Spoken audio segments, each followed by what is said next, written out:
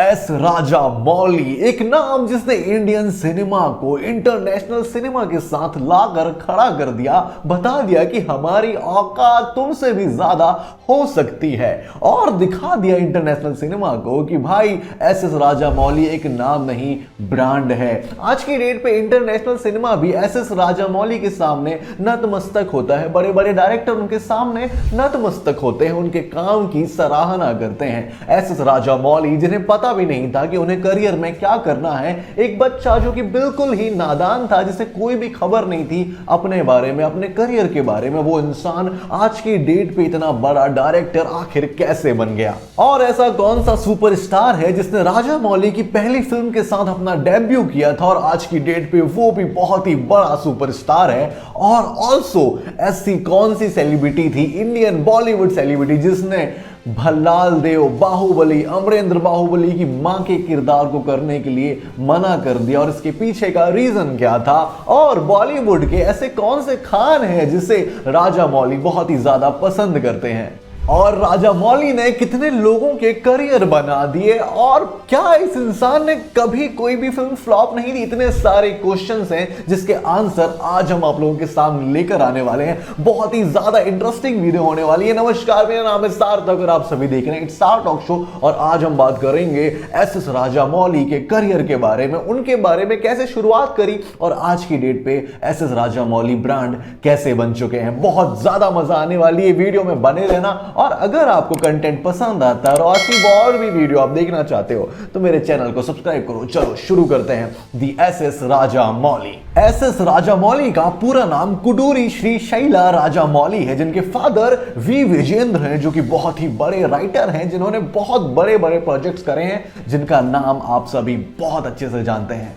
कहते हैं इनके पिता के पास बहुत ज्यादा जमीन थी, 360 एकड़ की जमीन थी, और ये बहुत ही ज्यादा अमीर फैमिली से बिलोंग करते थे। लेकिन किसी रीजन की वजह से पूरी जमीन बिक गई, और बिकने के बाद वो इंसान कट टू एक छोटे से घर में 13 लोग के साथ रहने लगे। इतना अच्छा जीवन, लग्जरी लाइफ, और इस रीजन से राजा मौली को अपनी जवानी एक छोटे से घर में काटनी पड़ी। राजा मौली को पता ही नहीं चल रहा था कि उन्हें करियर में आखिर क्या करना है। उनके पापा बहुत ही ज्यादा परेशान रहते थे कि आखिर उनका बेटा क्या करेगा। इवन फैमिली मेंबर्स में अगर कोई आकर उनसे पूछता कि तुम क्या करोगे, तो उनके पास कोई आंसर नहीं रहता, तो वो बोल देते थे कि मैं म्यूजिक डायरेक्टर बनूंगा। जिन्हें नहीं पता है, मैं उन्हें बता दूं कि राजा मौली के कजन एम करवानी है। एम करवानी जो नाटू जिन्होंने हमें दिया है, वो इंसान उनके कजन हैं, और उनको देखकर वो बहुत ज्यादा इंस्पायर होते थे, इसलिए वो बोल देते थे कि मैं म्यूजिक डायरेक्टर बनूंगा। लेकिन उनके फादर को पता था कि म्यूजिक का एम भी राजा मौली को नहीं बनने वाला है, तो वो उनको बहुत जलील करते थे,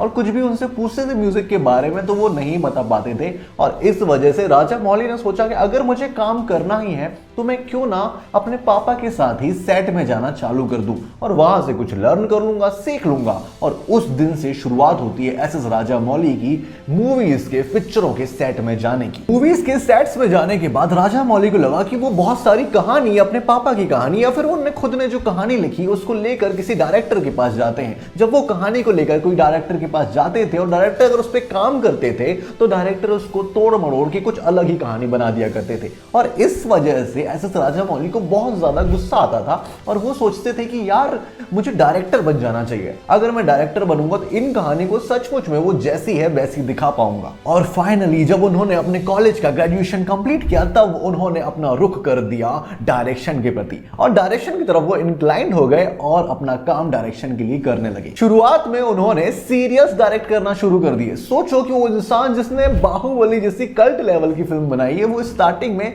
सीरियस डायरेक्ट किया करता था। सीरियल शांति निवासम जो सीरियल था वो डायरेक्ट किया करते थे, जो कि बहुत ही ज्यादा हाईएस्ट टीआरपी वाला सीरियल बन चुका था। आप समझ सकते हो, कहानी कुछ भी हो, राजा मौली के बताने का तरीका इतना ग्रैंड होता है कि हर चीजों में इंसान को इंटरेस्ट जाग जाता है। तो उसी तरीके से राजा मौली ने सीरियल में भी काम किया और उसको भी ग्रैंड बना दिया। उनके सीरियल की सक्सेस को देखते हुए लोग उनकी तरफ थोड़ा इंक्लाइंड हुए। उनको पता चला कि ये बंदा कुछ अलग काम कर रहा है। वहीं राजा मौली को भी काम करना था एक फुल फ्लेजेड फिल्म में, और उनको ये मौका मिला एनटीआर फैमिली के साथ। जी हाँ दोस्तों, पहला मौका, वो भी एनटीआर फैमिली के साथ। बहुत ज्यादा बड़ी बात होती है। अगर इस फिल्म में वो फ्लॉप हो जाते तो क्या कांड होता, आप सोच सकते हो।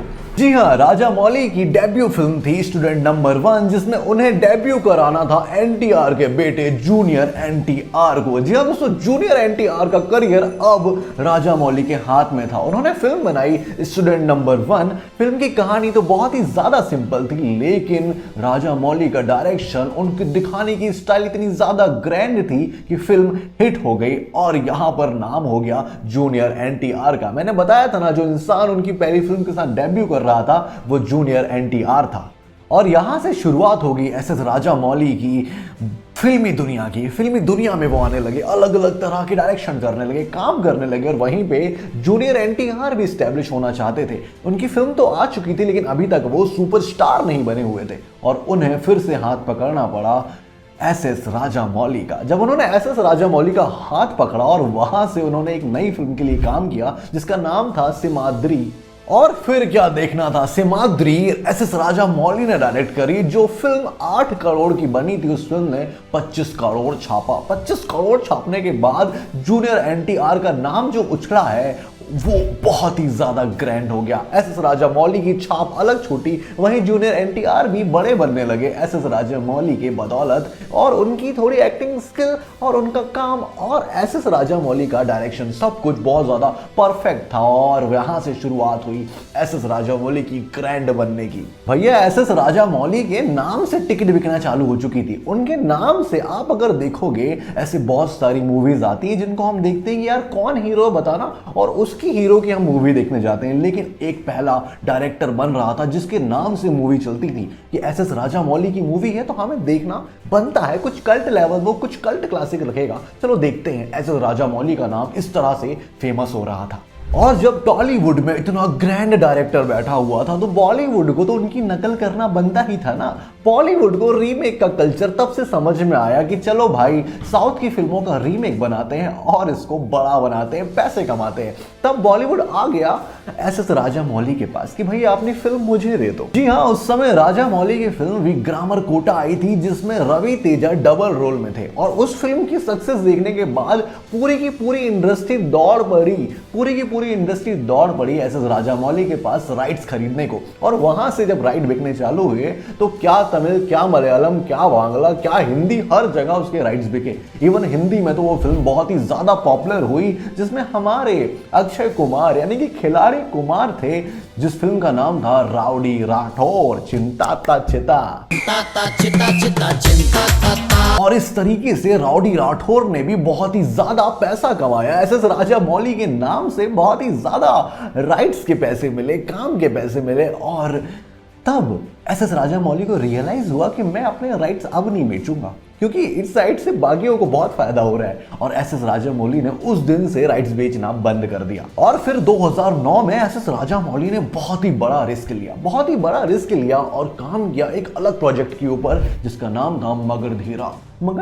जो प्रोजेक्ट था वो 35 करोड़ का बना, जिसमें उन्होंने रामचरण को शोकेस किया। इतनी ग्रैंड मूवी बनाई, सबको लग रहा था ये फ्लॉप हो जाएगी, लेकिन फिल्म ने जो धमाल मचाया, 130 करोड़ कमाने के बाद एक अलग बेंचमार्क सेट कर दिया। SS Raja Mauli the director बन चुके थे जिसने 35 करोड़ से 135 करोड़ कमा लिए। बहुत ही ज्यादा फिल्म कमाई, बहुत ज्यादा नाम हो गया, और इससे फिर बॉलीवुड इन्फ्लुएंस हो गया और बोनी कपूर साहब पहुंच गए राइट्स मांगने की कि भाई मुझे राइट्स दे दो। लेकिन इस बार एसएस राजा मौली ने साफ मना कर दिया, बोल दिया मैं अपने राइट्स नहीं दे पाऊंगा। इससे बोनी कपूर को बहुत ही ज्यादा बुरा लगा। एंड बाद में क्या हुआ, जब बाहुबली की स्क्रिप्ट तैयार हुई और भल्लाल देव और बाहुबली की मां के रोल के लिए श्रीदेवी को चुना गया, तब श्रीदेवी ने साफ मना कर दिया। ये वो पुरानी दुश्मनी को अब निभा रही थी। लेकिन आप बताइए घाटा किसका हुआ? इतनी बड़ी ग्रैंड फिल्म में अगर श्रीदेवी होती तो उनका नाम और उछलता, लेकिन वहां पे श्रीदेवी ने मना कर दिया था कि मैं ये फिल्म नहीं कर सकती, just because of that reason कि आपने बोनी कपूर को मगरधीरा के राइट्स नहीं दिए थे। भाई राजा मौली साहब इतने बड़े डायरेक्टर बन चुके हैं कि उनके लिए बड़ी बड़ी ब्रांड्स घूमती है कि भाई हमारे साथ आपको कॉन्ट्रैक्ट साइन कर लो, या फिर हमारे साथ ये ऐड कर लो, ये कर लो, वो कर लो। इवन थोड़ी थोड़ी फिल्म के प्रमोशन के लिए वो पहुंचते हैं, उसके लिए भी बड़ा बड़ा अमाउंट चार्ज लेते हैं। मुझे तो सुनने में आया कि ब्रह्मास्त्र के प्रमोशन के लिए उन्होंने 10 करोड़ लिए थे भाई। और इस तरीके का ग्रैंड सिनेमा खुद राजा मौली चला रहे हैं। इतने बड़े बन चुके हैं राजा मौली कि आज की डेट पे वो फिल्मों में पार्टनरशिप भी करते हैं। वो बस फिल्म में डायरेक्टर के रूप में नहीं करते, वो फिल्मों के पैसे भी लिया करते हैं कि अगर मैं ये फिल्म कर रहा हूँ तो मैं इसका इतना चार्ज लूंगा, साथ में मैं इतने शेयर्स भी लूंगा। और इस तरीके से राजा मौली ग्रैंड बन चुके हैं, क्योंकि बनना भी तय था, क्योंकि राजा मौली के फिल्म बनाने का तरीका ही कुछ अलग है। 2012 में जब राजा मौली की फिल्म ईगा आई थी तब तो भाई इंटरनेशनल जलवा छिल चुका था। ईगा फिल्म जिसमें मक्खी की कहानी दिखाई गई, मक्खी को सेंटर में रखकर एक पूरी फिल्म बनाना कितनी ही बड़ी बात है, आप खुद सोचिए। राजा मौली और उनके फादर का ये जुगलबंदी इतनी ज्यादा जम रही थी कि उन्होंने मक्खी को सेंट्रल पॉइंट बनाकर एक बड़ी फिल्म बना दी, जो कि बहुत ही ज्यादा एक्सेप्ट करी गई लोगों के द्वारा। इवन इंटरनेशनल सिनेमा में भी उनकी बहुत तारीफ हुई, अवतार के डायरेक्टर ने भी उनकी बहुत ज्यादा तारीफ करी।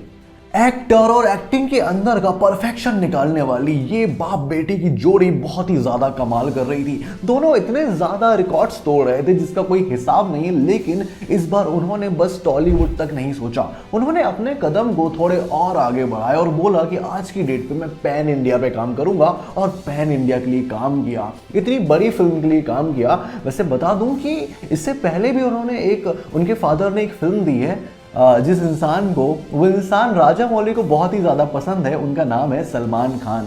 जी हाँ दोस्तों, सलमान खान की जो बजरंगबली भाईजान आई थी, बजरंगी भाईजान, उसकी स्क्रिप्ट भी इनके फादर ने ही लिखी थी और वो फिल्म भी राजा मौली डायरेक्ट करने वाले थे, लेकिन उस समय वो बाहुबली की तैयारी में लगे हुए थे, डेट्स व्हाई वो उसको इतना टाइम नहीं दे पाए।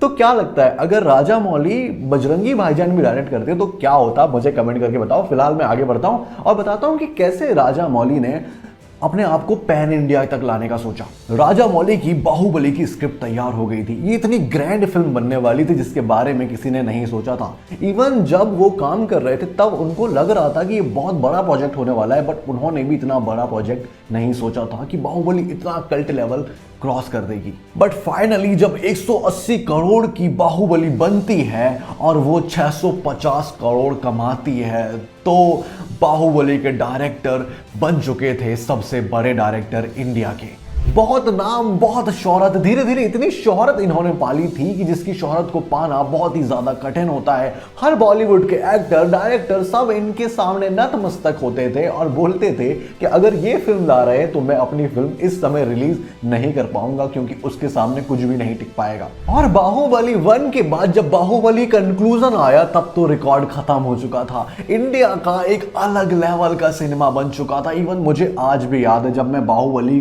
कंक्लूजन देखने गया था, मेरे हाथ के रोंगटे खड़े हो गए थे कि मैंने ये क्या देख लिया। इतनी बड़ी फिल्म, इतना बड़ा प्रोजेक्ट, और वो करने वाला एस.एस. राजा मौली। ये नाम मामूली नाम नहीं है, इस नाम ने इतिहास रचा है, बॉलीवुड को इंटरनेशनल सिनेमा तक पहुंचाया है। इसका काम बहुत ही ज्यादा बड़ा है। इवन बाहुबली द कंक्लूजन ने तो इतने पैसे कमाए कि उनकी आने वाली मूवी ने भी इतना पैसा नहीं कमाया। आज की डेट पे राजा मौली का नाम छोटा मोटा नाम नहीं रह गया, इतना बड़ा कल्ट क्लासिक नाम हो गया है कि उनके छूते ही प्रोजेक्ट को तिगना चुगना बड़ा कर दिया जाता है, क्योंकि सबको पता है कि ये बंदा ग्रैंड प्रोजेक्ट में काम करता है। कंक्लूजन के बाद वो लग गए दूसरी फिल्म की तैयारी के लिए, जो फिल्म बहुत ज्यादा ग्रैंड होने वाली थी, किसी को नहीं पता था। उनका कहानी का पैटर्न ही कुछ ऐसा होता है, सिंपल सी कहानी को इतना ग्रैंड विजुअल के साथ दिखाते हैं कि देखने वाले के दिल में प्यार आ जाता है कि आखिर ये किस तरह का सिनेमा आपने मुझे दिखा दिया। और वैसा ही हुआ जब उनकी फिल्म आई RRR।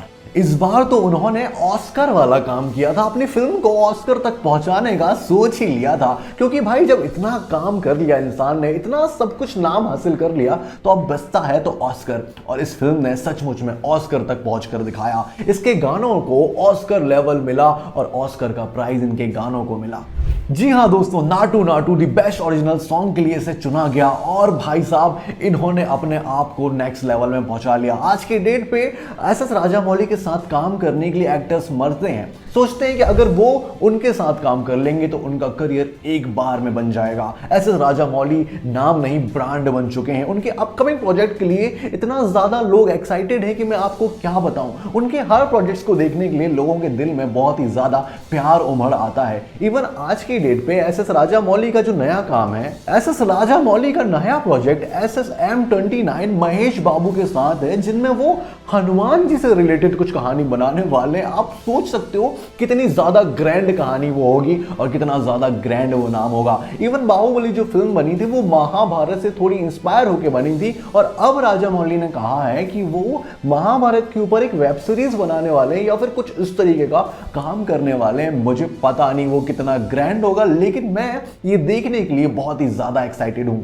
एस एस राजामौली, उनकी वाइफ रमा राजामौली, उनके बेटे जिन्हों को उन्होंने अडॉप्ट किया है, उनकी बेटी, वो सब मिलकर फिल्म के लिए काम करते हैं और वो हर चीज को प्रेज करते हैं। और साउथ सिनेमा ऐसे ही आगे नहीं बढ़ रहा है, उनकी जड़ बहुत ज्यादा मजबूत है, रूट्स में काम करते हैं, और इस कारण से आज की डेट पे साउथ सिनेमा बहुत ग्रैंड हो चुका है। मुझे राजामौली की कहानी आप तक पहुंचाने में बहुत ही ज्यादा मजा आया। आपको क्या लगता है, एस एस राजामौली की कहानी इतनी ज्यादा इंटरेस्टिंग है कि क्या इनके ऊपर भी एक कहानी या एक फिल्म बननी चाहिए? मुझे कमेंट करके बताओ। फिलहाल ये थे हमारे राजामौली साहब और ये थी उनकी जीवन की स्ट्रगल कहानी। आपको ये वीडियो कैसी लगी मुझे कमेंट करके बताओ, और मिलते हैं नेक्स्ट रिव्यू में, जहां पे हम किसी नए इंसान के बारे में बात करेंगे, नई कहानी की बात करेंगे। तब तक के लिए